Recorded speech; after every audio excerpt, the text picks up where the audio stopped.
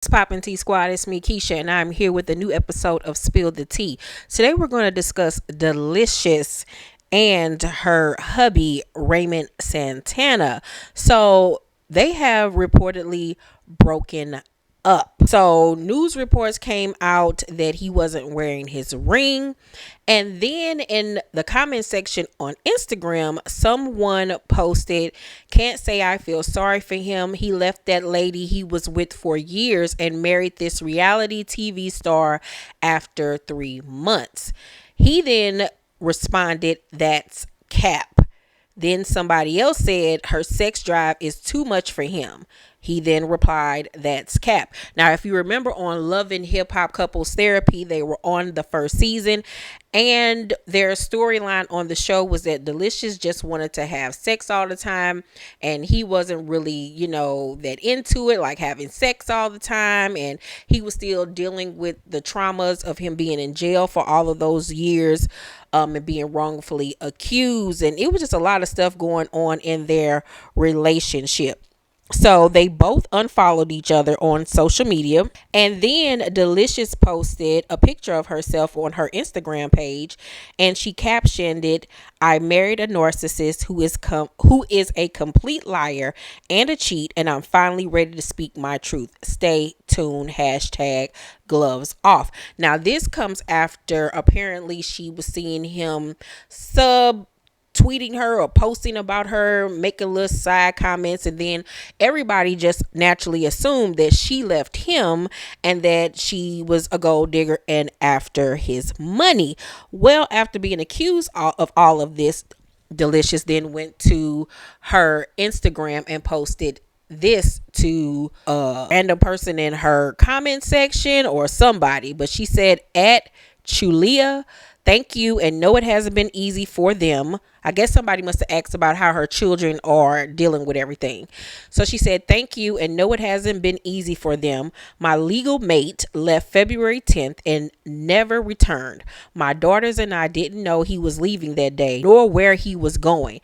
We still have no idea where he even lives. Imagine someone you call dad or husband doing this. And this is what led up to me screaming out loud on social media. I am not bitter. I'm disgusted. I'm hurting. I'm humiliated.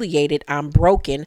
I'm human, and so are my children. We didn't love my legal mate's money. We love him. He needs help, yet he has been running to social media with insensitive subliminals and one-sided narratives.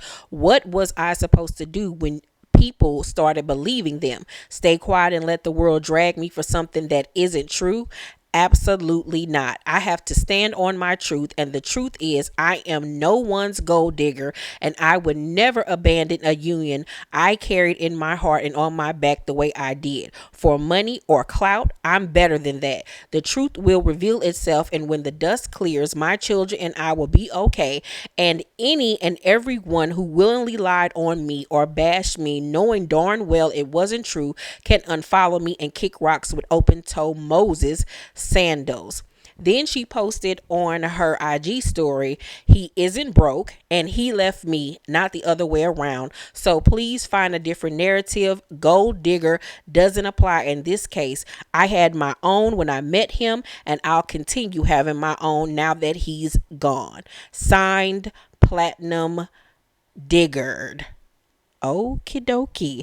Child, well, we all saw this coming. Nobody thought that this union was going to last. I don't know anything about the fact that he was with somebody else for years and then he got with Deelishis. I don't know that part of the story, so I'm not going to speak on it. But if he did do that, then shame on him. And this is just some foolishness.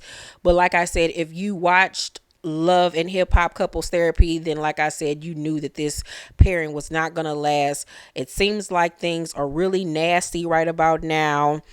I want to know why she had these kids calling him daddy. Like, what? And she ain't got no little bitty kids. Like, why do you have them kids calling that man daddy? That they damn daddy. That's that weirdo shit that people be doing when they get into a relationship with people and just quickly bring them into their lives. Like, they move too fast and then just be introducing men and women into your children's lives, and then a second later they gone. Like, you gotta slow it down. And if in fact what she's saying true about he just upped and left one day and never came back, that's some fucked up ass shit. It's not right. You need to at least let this woman know why it's over and do things the right way. You just don't do nobody like that. That is horrible, to just leave somebody in that type of way. Like, only way that shit is acceptable is if you was over there getting abused or she was threatening to kill your ass and you had to make a run for it. Other than that, why would you just up and leave and not give this lady a heads up? Like, that's fucked up. It really, truly, honestly is. That is a mess. I feel sorry for the kids if they are hurting. Hopefully they can just have a quick and amicable divorce and just part ways and go about their business, because this is a mess. So you guys, I have an update on a story that I told you all last week about Shanna Moakler, who was just on Celebrity Big Brother, and her ex-boyfriend Matthew Randall. Remember, I showed you all the disturbing video that he posted to her Instagram page. He was belligerent, he was racist, he was cursing, he was saying she cheated on him and all of this stuff. He then was later arrested for domestic violence. Well, the story gets worse. Shanna Moakler is now pregnant by him. Yes, ma'am. She is now expecting her 4th child. She posted, "I took a pregnancy test and it is positive." Moakler is 46 years old. She said, "This has been a very difficult week, but I'm taking everything day by day." Now, mind you, this Matthew Randall dude is 28 years old. He had been charged with felony domestic violence and has bail, which was set at $50,000. Yeah, you know, you can't tell nobody what to do with their body, but this ain't nobody I would want to keep a child with. I wouldn't even make this shit public. Like, I hope she don't plan on keeping it, because that's some foolishness, keeping somebody like that tied to you who is obviously very mentally disturbed and has anger issues. So I don't know what she gonna do, if she's gonna keep the baby or whatnot, but woo, child, I feel sorry for her womb, because this is crazy. What y'all think she should do? What would you do if you were in her shoes? And in some positive news, a young man by the name of Raymond Wilford, who at the time when the story broke was only 16 years old, scored 162 on his IQ test, which is higher than Stephen Hawking, Bill Gates, and even Albert Einstein. When his favorite childhood book was an encyclopedia, Raymond began to show signs of genius as a child. By the time he started preschool, Wilford was able to read and write, and at the age of 10, he wrote a justice theory paper that won him the prestigious Oxford University mock graduation honors. His mother, Anthea, initially protested when his school wanted to move him up a year, wanting him to grow up with other kids of his age. Anthea said he was telling her the origins of words in Greek and Latin soon. She added that the boy has always been very articulate and studious with an intense thirst for knowledge. Girl, you crazy trying to keep him with them raggedy ass kids. You better let that little boy move up. That is so awesome. It's obvious that his mother at some point complied and he was able to move up in some grades. I can't wait to find out what this young man does with himself. He is currently the smartest person in London town. So that is fabulous. Shout out to that young man.